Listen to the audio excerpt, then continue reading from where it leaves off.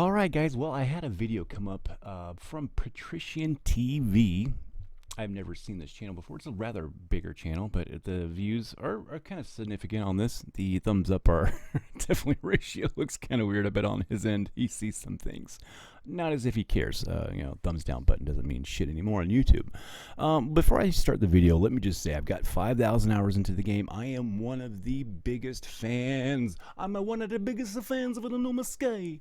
Hey, just because I like a No Man's Sky and I'm a bigger fan doesn't mean I endorsed every single decision that the company has made. I would honestly say that I think this game is probably one of the best games put out by one of the worst companies, or I don't know what to say. I not the worst company, but I think they're shady. There's some weird stuff going on. He doesn't talk to his audience or his fans, and that's probably one of the issues. He just doesn't come out, and he's allowed to tweet. I think maybe he is under the umbrella of silent partners that say that you're not allowed to speak, Sean.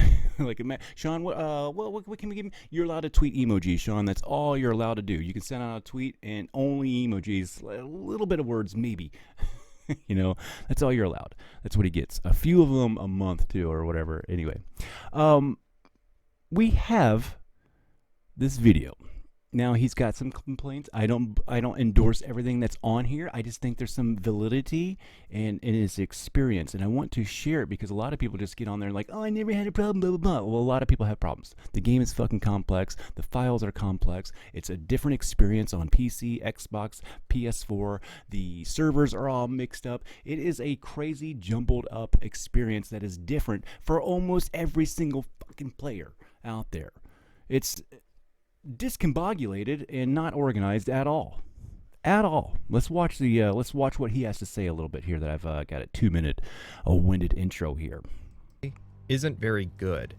Ahead of my video on Starfield, I wanted to cover some space games, and well, reflecting on my collection of videos, I can easily conclude that this has been the most difficult game I've played on this channel. Not because of mechanical challenges, but more of a literal technical challenge.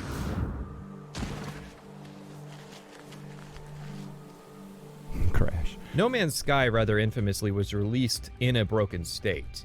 I played the game on launch, albeit a demo copy. Now, I see this guy crash a desktop a few times. Now, it is very commonplace. It's more common in No Man's Sky, but I do want to give a benefit of the doubt to No Man's Sky right here, because a PC could have many different options. I changed monitors one time, and I couldn't get No Man's Sky to run because of Vulkan issues. It was something on my end. It was kind of dumb. It's very rare. I do know a guy that has audio issues. There's a lot of weird issues that could be going on. This guy's obviously recording something. What software is he using? What other software does he have on his computer? With that being said, I believe this experience is valid, and it's probably No Man's Sky. But I give No Man's Sky the benefit of the doubt. I am very fair here. I will raunch talk, but I give good talking points. You're going to hear me go all over the place with this. Which apparently was more stable than paid copies, since I experienced plenty of bugs, but not much in the way of crashing. I don't know Hello anything about Games the demo then version. went dark and tirelessly worked to patch the game up, and then began releasing content updates.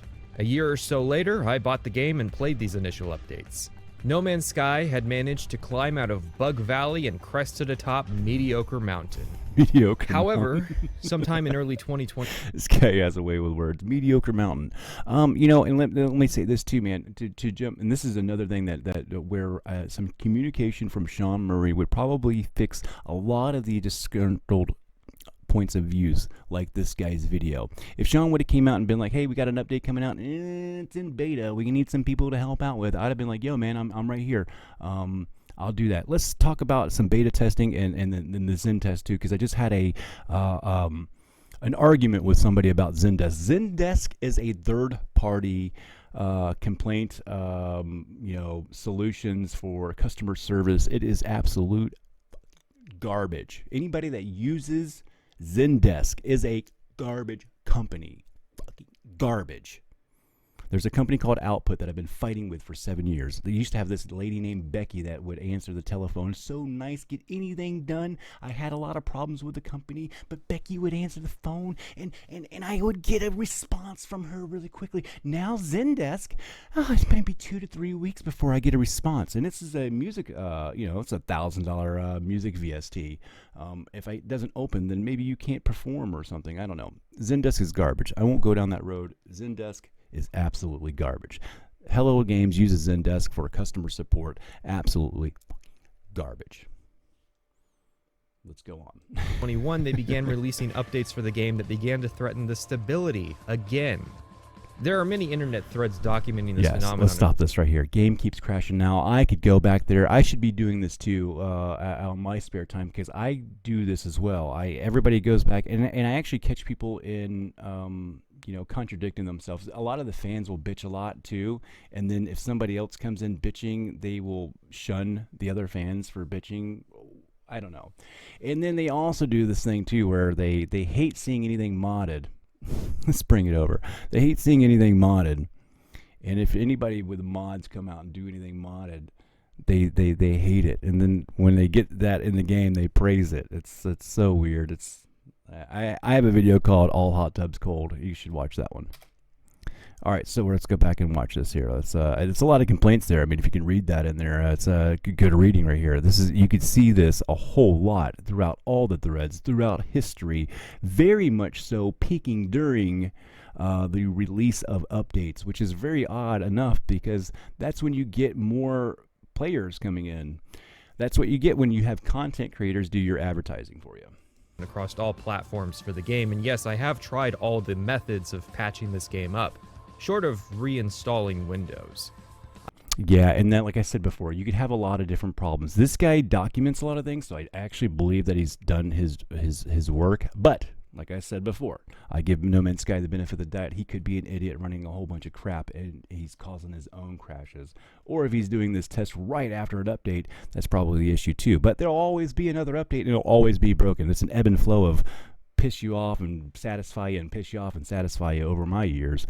But if you're a new player coming in after an update release and you bought the game, all you are is just pissed off. I freaked out after ending the game and looking at my settings to see the frame rate was set at 144 instead of 60, which apparently can be an issue. No Man's Sky hates high-end gamers. They hate high-end PC users, and they've been shitting on us for the past 5 years. This game has been slowly reverse engineered to run on a GTX 480. I don't know who the hell. Maybe it actually does run on a GTX 480 now that he's visually enhanced it to death. Maybe it does run on a GTX 480. I still doubt it, though. That was the downfall of the whole fucking game, was that Sean goes, you know what, I'll take the biggest fucking game ever.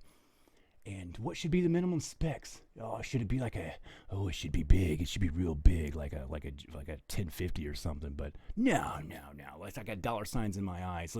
Let's make it ridiculous, like a GTX 480, and really spread this game out really thin. Let's add a bunch of shit, make it run raunchy, and then we'll do visual enhancements and give it upscaling and baloney like that. Oh my god. Horrible decision, Sean. Horrible decision, Sean. You really fucked up. So, I played a couple more hours, and it still crashed every 20 minutes, desktop. so that wasn't it. The only thing that lessened the problem, not resolved it, but just lessened the frequency, was an experimental version of the game that was released to solve some, quote, I'd never do the experimental rare version. few crashes, end quote.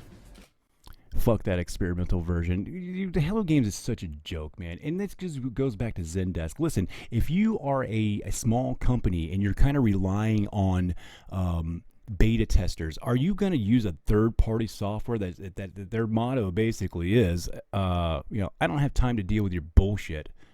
So I sent it to somebody else. You're thinking that free data would be like one of your priorities. Not to Hello Games. They subcontracted that your bullshit out to Zendesk. Fucking Sean, you fucking fool. Hello Games managed to trip up and fall backwards back into the ravine of broken games, which isn't a very perilous fall since Mediocrity Mountain is actually just a small hill. Yeah, dude, it doesn't take it's not a big fall to fall off of an empire shit. You know, I love it. It's not a big fall off of a mediocre mountain. The guy's got a good way with words. But wait, didn't Internet Historian release a video titled The Engoodening of No Man's Sky with a picture of Mr. Murray on the front that said the inverse of the game's title? How could the game be bad if Hello Games had worked so hard to fix it? Well, because they ebb and flow. I mean, even in this video, if you look down there, I think he says something about I don't know if he's being sarcastic, but if you look in the video comments of this video right here, he even like, I'm not quite sure. You never know. If he really didn't like it, I think he would take it down. So I think he was being sarcastic. I don't know. Well, there's an ebb and flow. It's going to break. It runs good. Like I said, there's absolutely zero consistency with this game. Everybody's going to have a different answers. I'm going to have pissed off people. It runs just fine. I've got 100 hours on my PS4. It runs great. Shut up. I'm going to let you know Shut a up. little Go secret. to a PS4. All those development hurdles that apparently recontextualize Hello Games and No Man's Sky, we knew, or at least I knew since I was actually interested in the game before it came out, we knew that Hello Games was not exactly ready to deliver the goods. Hey, and that is fine. There's nothing wrong with that, man. You know, I mean, first of all, Audit has made it PC only. We'd never be having any of these problems. You guys would have been watching No Man's Sky like we've been doing modded for the last couple years now. You guys would be jealous over on consoles. You guys wouldn't have any of this, but you guys would be looking at this. PS5 could probably handle it. I would even save it for the next gen consoles. And you guys would be like, oh my god, I can't wait to play No Man's Sky, or I'm going to go out and buy a PC, because it's the way it should have looked the whole time. This is what I play every time. I don't play vanilla unless I'm playing with other people, and I hardly play multiplayer. So I get to play No Man's Sky 2, and I've been doing it for the last 5 years. You guys just been getting dumbed down versions and dumber versions and dumber versions and dumber versions. And can I say dumber versions one more fucking time? Dumber fucking versions of the game steadily. Most of you guys don't know it. They were at best a AA studio that were expected to deliver a AAA experience. I'm devaluing the company. And really, they were an indie indie team being thrown into a world where hating developers for releasing broken games was starting to become a profitable trend on YouTube. Everything up to this point is meant to serve a simple purpose. Yes, the game is broken, and yes, Johnny Traveler, I'm sure it works fine on your system every night that you go home to play exclusively this game. And I just said that to you guys too, man. You know, Johnny Traveler, I'm sure it works just fine for you. We are talking about gathering a whole bunch of data from all kinds of systems and doing a thing. That's what I've been doing. I play on all systems. I dissect the files. I go crazy on this game. You guys don't, I mean, there's not too many people that would, go further on this conversation. You, however, have to hear about my 20 hour. There he goes. He's going to break this down for every time this looks like his, this looks like his, so every time he crashed, he hits stop on his, this looks like a timeline for a video. And these are all his videos for this in there. And every green marker is a crash. That's great, dude. I mean, that sounds about right. Our playthrough that only 15 hours ended up registering in the save file. Wow. Because the game, on average, would crash every 34 minutes. Because literally every single time I had to boot up No Man's Sky, which was often, given the aforementioned... I hear this from new players after every update, every single time, and it pisses me off, and I just want to go over to Hello Games and I want to strangle him, because all he has to do is come out and just talk to people. Some communication would solve all of this problem. This guy wouldn't be so disgruntled. He wouldn't have been fooled into getting a broken ass fucking update fucking 3 different times that he's fucking played the game. Oh, an update came out, it must be fucking fixed. Oh, it's still broken. Crash statistics. I had to contemplate playing any of the hundreds of other games that I own that don't crash more frequently than the soundtrack symbols. Right? I don't agree with him going off on 365 and all their crash symbols. I mean, I get a little crazy about the crash symbols too, but that was a low blow. That's a low blow, Patrician TV. Or any of the games that people like to request, or doing anything else with my life. In No Man's Sky, there is no manual saving. In order to save, you either have to get out of your ship or use a save point. So I think he's going to have a little rant about the weird mechanics of the game, like the wasteful mechanics. And I don't like any of these mechanics either. So, like, okay, so we've got this grand, huge game. Let's concentrate on little, tiny bullshit. He says something about this too, and I agree with this totally, because we have a huge-ass game. There's infinite amount of space fucking everywhere. And what are we doing? Concentrating on small bullshit. To use a save point, you have to place an object down, so here is what a quick save would often look like. That's a quick save. That's a quick save. And here is what the same exact function would look like in any other game. Also, this was post-launch content. You couldn't just save anywhere you wanted to in the absolutely hilarious game.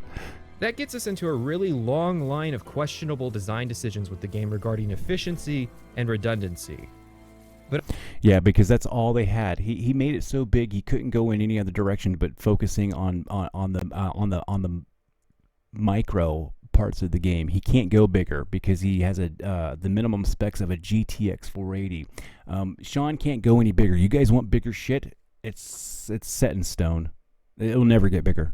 But I really want to stress here that I would save often and religiously because there was no telling what was going to crash the game. That's right. And like what he says about the save shit really fucking hits home. I mean, the guy nails it right here. I mean, if there's one thing he says that's really brilliant, it's like coming up this next 2 minutes of talk.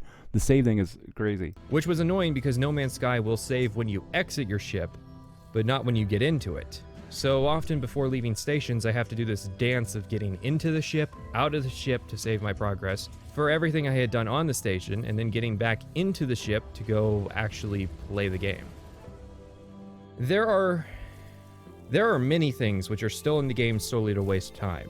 Hold E to interact with objects, turning simple, repeatable interactions into chores. When you craft complex items, you have to craft the lower tier items, which later on turns into nightmares as you search through this business card-sized crafting menu. I don't do any of this shit. I got a save editor. I did it in the beginning, and I fucking hated it. And the save editor was my... none of this interests me at all. Like, the save editor was a blessing. So if you're on PC, the save editor is the way to go. It doesn't hurt anything. It actually backs up all your files. It's actually beneficial to have on there. It's going to benefit you way more than you are scared about it hurting anything. It's never hurt anything for me. It's fixed things. Menu for all the reagents. Then you find you're missing some obscure material and realize that this is the sort of game where you're expected to farm hundreds, if not thousands of resources whenever you find them. There's a reason Minecraft mod packs simplified multi-step crafting, because it's tedious and boring. And nobody likes Where to do I fucking do start it. with this game? How about on foot, since that's where most of the game seems to be anyways? I like what he says right here. He says it really good. The guy got away with words. I mean, like I said, I don't agree with everything that he's saying, but he does have a way with words, and I want to tell you to listen to this right here, because this is a very big problem with the game, I think. You made a game about the vastness of space, a game with sky in its title, and then decided that 90% of the progression will take place on the ground, and a small minority of the game would involve doing things in space. Fun thing about No Man's Sky is that it tries to do this thing with the introduction being hardcore because you're forced to survive on a hostile planet, but since there's no settings screens on the main menu, you'll be slowly dying while still tuning your graphics settings and inverting your y-axis. This is a game of health bars, because everything has them. Man, and this is a good point too, man. The grind is kind of it's wonky in the game. It's not a simulation, and they were focusing on the fantasy of the game and not the simulation. But like I said, once he pigeonholed himself and painted himself into a corner by making the minimum specs for the game a GTX 480, well, he can't concentrate anymore on making the game bigger. So we gotta concentrate on little tiny bullshit like this, which I don't think really... You have a health bar and a separate life support bar. It gets overwhelming. Then you have a bar for the power of your multi-tool, which is needed to break things down, and separate bars for each tool you install into the multi-tool, like the terrain manipulator, which is needed to break other things, but separate things, and your gun. And then you install hazard protection upgrades to increase your time out in these dangerous worlds that have their own separate health bars. And everything is charged by something different. Oxygen for the life support, carbon for the mining beam, silicates for the terrain tools, sodium for the hazard protection stuff, ion batteries for the extra hazard protection stuff, meaning cobalt. It's like every time a bad first-person shooter would get rid of their health bar, Hello Games would steal it from their dumpster and put it into their game somewhere. That's hilarious. This is just the health bars attached to you. Your ship also has its own set of health bars. A bar for the pulse engine to get around the system, a bar for the engine to travel between systems, even a bar for the power to just launch off of planets. These are all separate fuel systems that for some reason are not sold commercially anywhere. Nope. Nobody's thought of it. Nobody had the bright idea of selling fuel in this universe, so you have to synthesize. Synthesize. Jesus Christ. So you have to synthesize it all yourself. And the launch thrusters, they used to actually be worse. As you may have guessed, you spend a lot of time using them, and they did not have a liberal supply of power. Oftentimes you had to carry absurd amounts of spare fuel for them, or else you'd be spending time on every planet you land on just getting more fuel to get off of the planet again. Hear that again. The game used to mechanically discourage the prospect of landing on and exploring planets by making the process of taking off of those planets tedious. They've changed that since the last time I played. Now, most ships I have a tech upgrade that recharges launch thrusters. Let me tell you, a lot of things have changed since the last time a lot of people played. That's the inconsistency of this game. Everything has changed since the last time you probably played. Let me tell you, like, for older players too, if there's somebody that's coming back in, you know, maybe getting back into it from a long hiatus. Listen, get into the game right before an update, because it's probably when it works the best, and be prepared for the lore to be all super changed. The lore doesn't mean anything. I'm going to tell you something about lore in this game. It wouldn't surprise me. It's like a bad soap opera from South America. Sean Murray has a long-lost brother who has amnesia. He's been in a third world country hospital for the past 5 years. He's just woken up. That's the lore of this game. It's absolutely dun dun dun. He's been sleeping with his sister's wife's husband. It's fucking dumb. Thrusters over time, so you only need to refuel them if you land and take off repeatedly in a very short amount of time.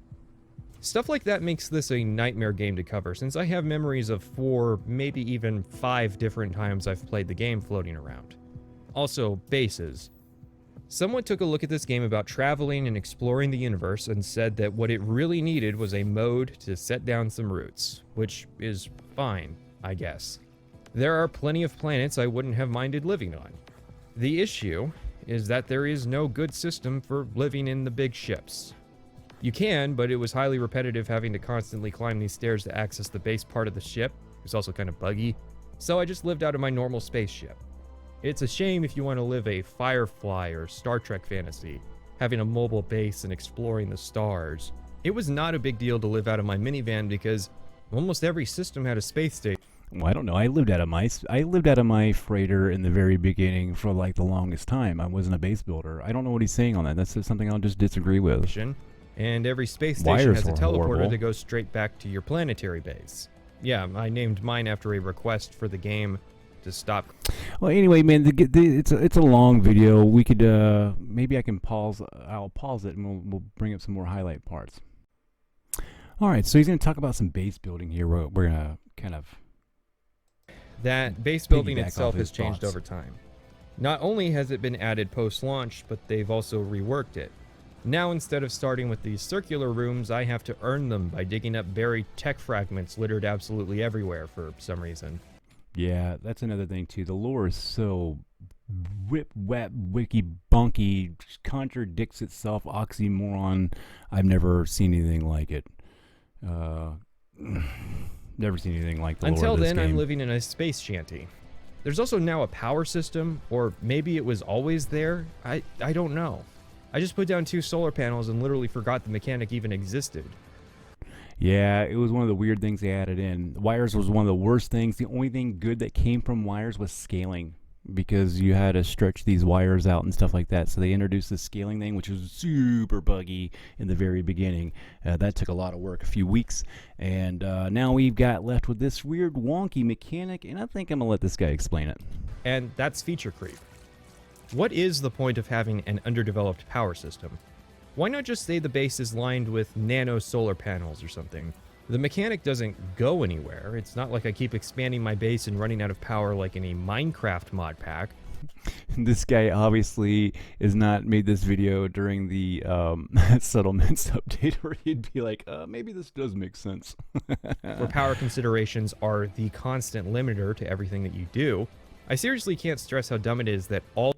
Now, there is some logic mechanics within No Man's Sky, but they're wonky, and they don't really warrant a more complex outcome. And it would be really nice to have some presets that we could make or something like that. I think the logics could have some expansion. All of my power woes were solved by 2 Tesla-branded solar panels, including powering my multiversal teleporter that transcends the boundaries of a universal-level reality reset. I shit you not. This thing can transcend dimensional boundaries when it isn't causing my game to crash. When it's not causing my game to crash. And the funny thing is that the first base update reworked the progression for recipes, but at some point, they reworked the space anomaly to include merchants that sell a lot of these same recipes. So there was an awkward moment where I got a quest that was supposed to reward a recipe for microprocessors that I already knew. And no, this is not a tech tree, this is a vendor. The currency is nanites. There is a short storyline involving the base, but it's tedious and goes literally nowhere, probably because it was one of the first updates to the game, but I don't really want to talk story yet. I don't want to talk story yet. This guy says I don't want to talk story yet. So what is it you do in this game? So what is it you do? Basically, you go around collecting resources for 2 purposes. To refill your bar so you can continue to collect resources, and to build upgrades that allow you to collect resources more efficiently.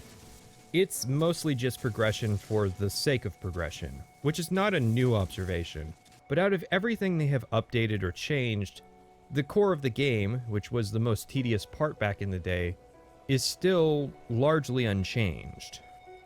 Doing anything other than upgrading the exosuit storage, mining, and warp engine upgrades is pretty much a waste of time.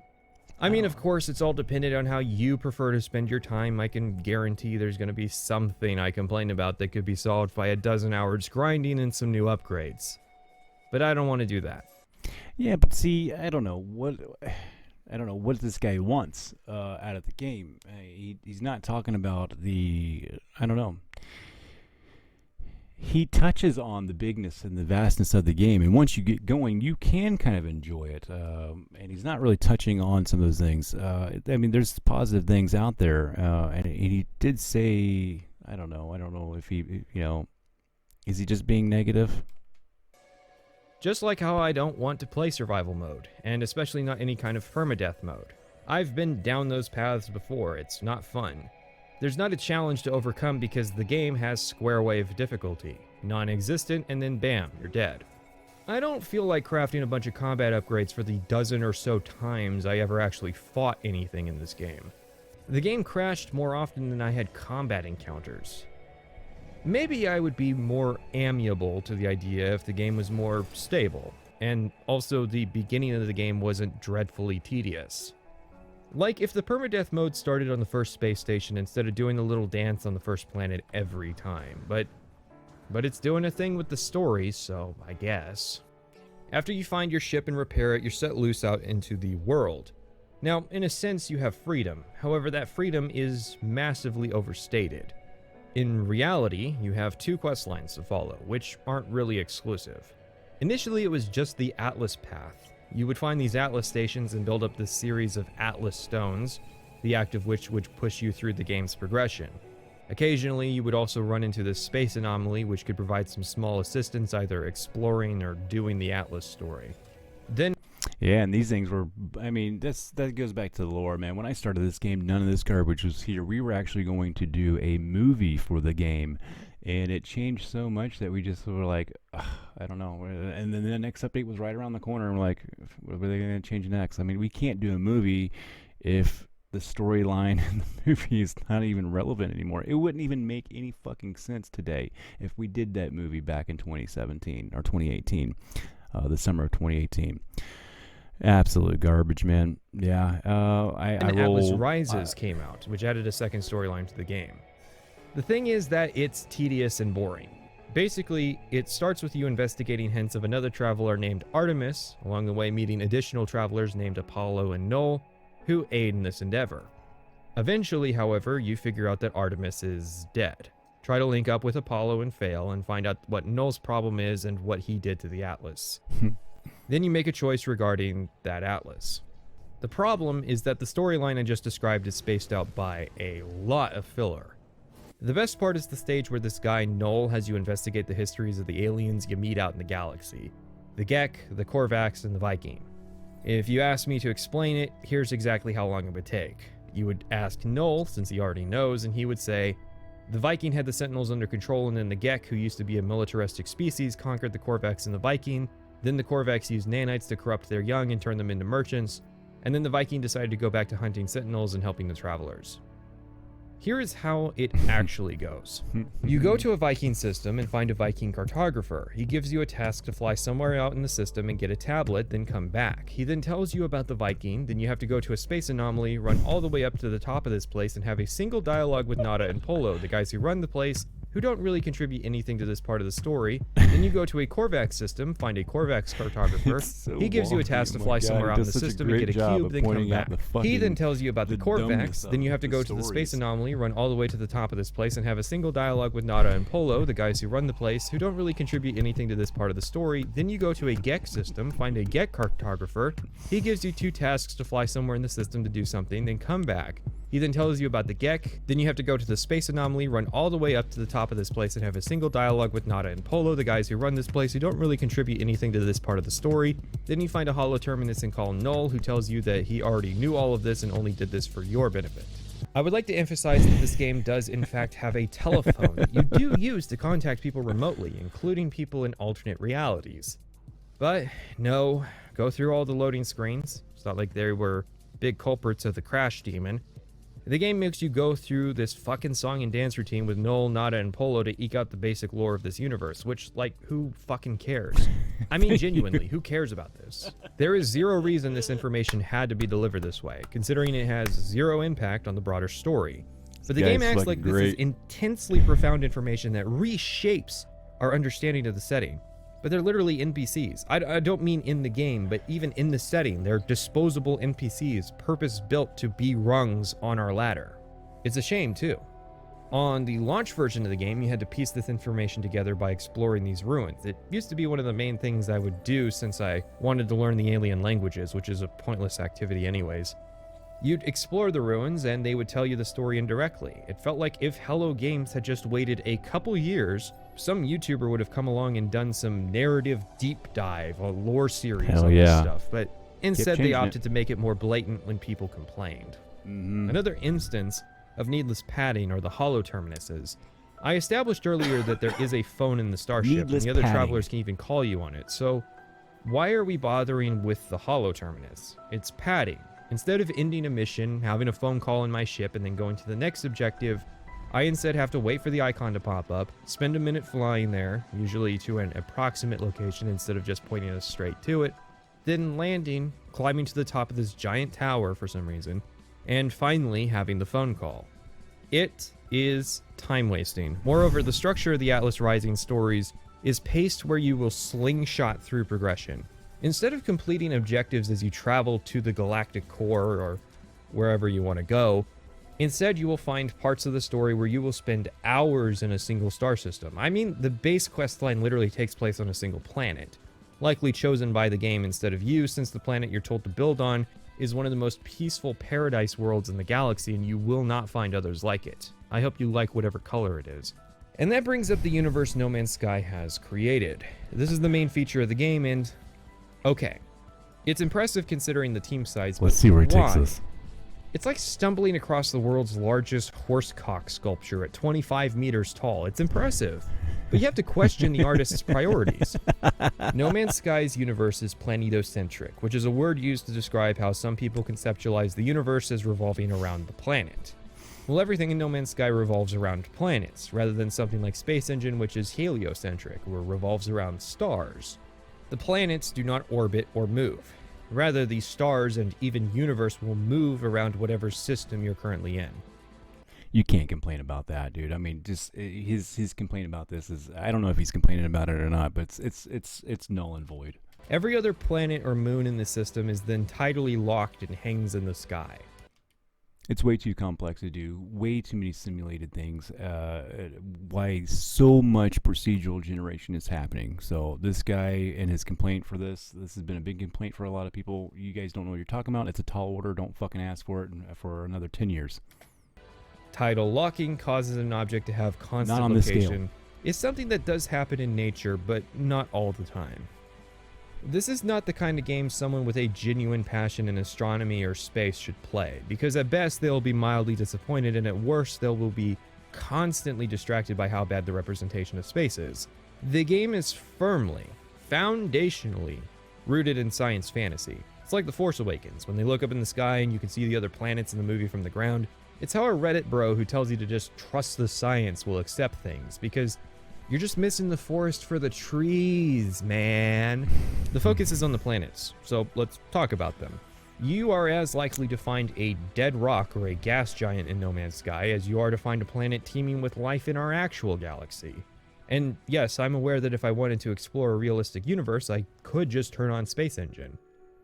Well, that's where I'm gonna probably stop the video here. So, I mean, he's got a lot about rants. I think it's a cool video. I am gonna watch the rest of it, but I mean, he's got a lot of negative points, and I think he's gonna start going into some down some roads. A lot of the points that he brought up were some things that I wanted to mention to you guys and bring up. I thought he did a really good job up until this point. You know, this is about where I watched the video last time, and well, without getting super long-winded and going down a super negative path, I just would like to talk about someone's experience, and and I think this guy could have had a different experience if there was some communications from the development team. He wouldn't have been so misled and gone over. He went at the beginning, it was broken.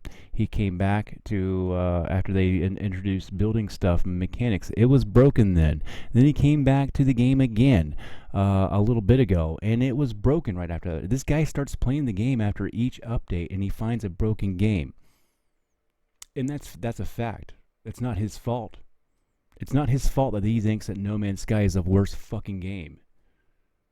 To him, it is. And that's Sean's fault and Hello Games' fault. And I'm going to say that there. And don't go poor Hello Games. Oh, poor Hello Games. Here's their fiscal report. Here's Hello Games' fiscal report as of now here. Looks pretty good. Don't go poor Hello Games. Somebody was like, oh, we should make a GoFundMe for them. That's ridiculous. That's ridiculous talk. All right, guys, listen, man. I thought it was a good video. Go check it out. I think it's pretty cool. I'm sure he does a lot of talking, and he brings up a lot of good points. I think some of his points are kind of, like I said, his points are valid, but they are tainted by the fact that he only jumps on during updates. I think. So with that being said, guys, there's some things that you might want to watch out for if you're like getting into No Man's Sky, or if you're an old player and you want to sit here and bitch about it with me, that's fine too, man. I'm cool. But if you're a new player and you're on PS4 and you're like, how dare you fucking talk about No Man's Sky and so like that, take your ass on elsewhere. There's a whole bunch of PS4 idiots that play the game that would just love to just talk great things and nothing but good things about a game that they don't know anything about. So I love you guys. Hit that like and subscribe. Call somebody. Tell them you love them. Eat your peas. Call your mom.